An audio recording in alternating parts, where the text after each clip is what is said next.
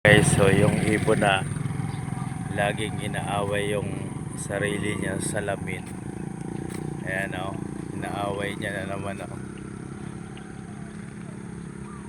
Oh.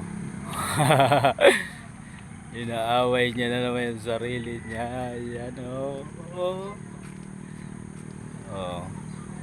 Kaaway niya lagi yun. Lagi ko nakikita yan dyan o, araw-araw o.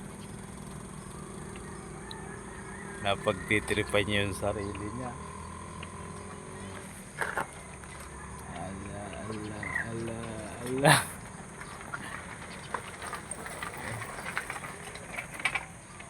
Oh. Ala. Ayan ang trip niya.